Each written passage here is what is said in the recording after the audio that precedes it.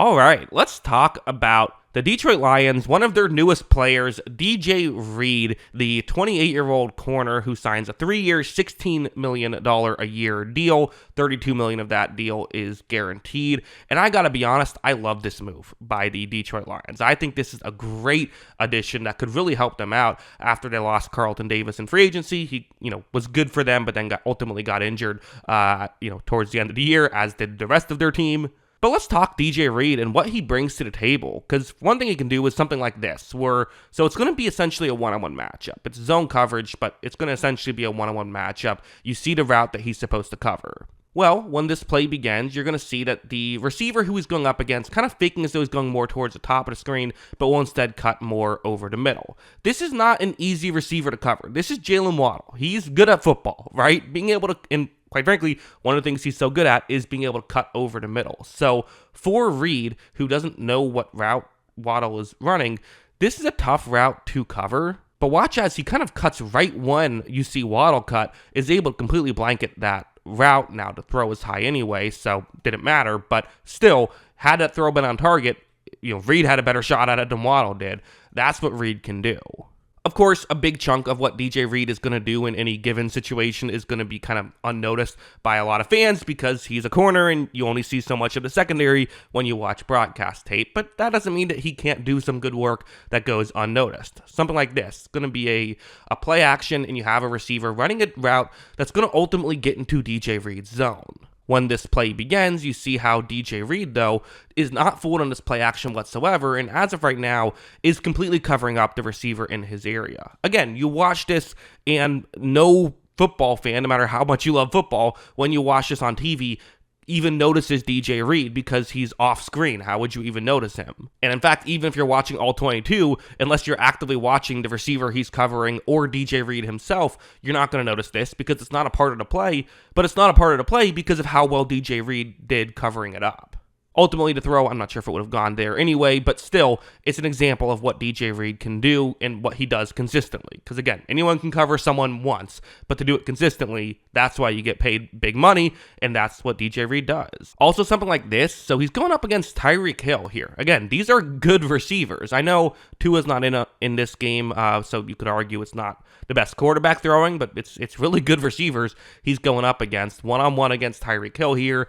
And Hill's route, this almost feels more deadly than the go route with Hill because you have to be so, threatened by his speed that you could give up too much space underneath. But when this play begins, you see how DJ Reed really does a good job at kind of hanging with Hill. The zone coverage scheme that DJ Reed is used to allows him to kind of play off a little bit and give himself a couple of steps. Reed isn't the fastest corner, ran a 4.51, which isn't the worst time in the world, but that's kind of right where the cutoff is. If you are slower than that, you're really going to have trouble in the NFL. And essentially what it means is he has to be kind of perfect with his footwork. If he gets out of position against a guy faster than him, well, how do you get back in position? You can't, right? If you're faster than the guy you're covering, well, then you have that way to come back potentially. But when Hill cuts, Reed cuts right with him, so there never was any space. As long as you can match the guy you're going up against, it doesn't matter that he might be a little faster than you because you're cutting along with him. And really, that's how guys get open, is by cutting, not usually with speed. And since he usually plays in a zone coverage scheme, go routes aren't as deadly in that situation, so you're okay there. But to be clear, he can defend the go route as well. Like, this is Courtland Sutton who's going to be going up against him one-on-one towards the bottom of the screen. Courtland Sutton, really good at these go routes. And it is worth mentioning, this was a weather game, really rainy in this game, so that's just worth mentioning. But as you see, Bo Nix is going to take the snap. He looks over right here. And as of right now, Reed is essentially going to just trust that he can hang with Courtland Sutton on this play. You see that there was a little bit of contact, but for the most part, Reed kind of has to play the receiver at this point. Hard to play the ball and the receiver on plays like this. But as you see, Reed is going to hang with Courtland Sutton. And I mean, listen, if that was a perfect throw and perfect catch, could that have been a completion? Yeah, it could have. But as a corner, that's kind of your job, right? Your job isn't to say there is 0% chance you're going to complete this pass. Your job is to say, can I make this as little of a chance as possible for you to complete this pass? And that would have taken a perfect throw and perfect catch. As a defensive backs coach, you'll take that all day long. Really good rep there by DJ Reed. This game was actually interesting because so there's this play, which was actually a little bit earlier on in the same series. Might have even been like just a play or two before. But you see, it's a one-on-one matchup, Reed against Cortland Sutton. Sutton, big guy, right? Sutton's definitely someone who likes to kind of get physical if he has to. DJ Reed is someone who, like, listen, you get why he was a 5th-round pick when he was drafted, because he's also not a big guy himself. 5'9", 188 pounds, and ran a 4.5. Like, that usually doesn't get you drafted too high, but there's a reason why he got drafted in the first place, because you see, Sutton's going to try to take advantage of the size here.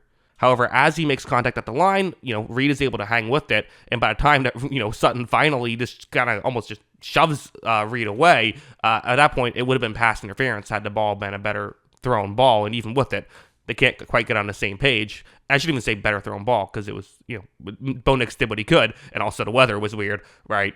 But ultimately, despite maybe, again, if you're just, you don't know anything about DJ Reed, you look at 4'5", 5'9", 188 pounds. Wait, how is this guy good? Like, this is how he's good. He's so good at footwork that he's not going to let you get by him, and he still plays physical despite his height and weight. Like in plays like this as well, he's a good run defender, and he's good at these types of plays where it's going to be a, you see where he is on the fields. He is the outside corner on this play. And part of me even thought was something like this. Okay, you're the Lions. You've been great at screen passes for, all these years. Well, now the guy who likes to call them is playing for a division rival. And, the Packers love their screen passes. A play like this is deadly, right? This can be really difficult, and you need corners who are willing to tackle. Well, watch DJ Reed on this play.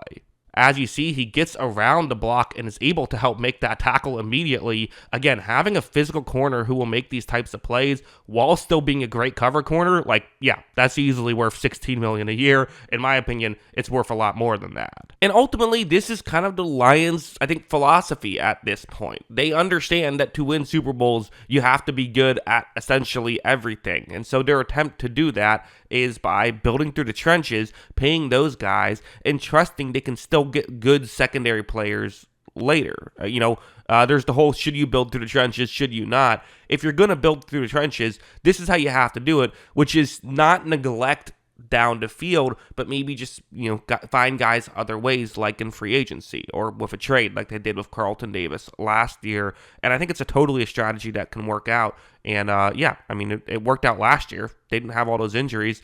They might have won the Super Bowl. Like, that's a possibility. They were the 1 seed that year and had a real chance to win it all. But yeah, ultimately we know how that worked. But I still think that moves like this can help keep them being in contention for next year. But yeah, those are my thoughts on all of this. What are yours? Let me know in the comments below. Always love hearing from ya. And of course, as always, thanks for watching. Hey, thanks for watching to the end of that video. I do appreciate it. If you want to see my other channel, Jackson Kruger Movies, where I talk about movies, give some film reviews and stuff like that of a different kind, if that seems like your kind of thing, the link is in the description below for that, as is the link for my Twitter account. I'm at Jackson Kruger, so give me a follow on there if that's your kind of thing. And also, of course, remember to hit the subscribe button on this channel. I do always appreciate it, and thanks again for watching to the end of the video.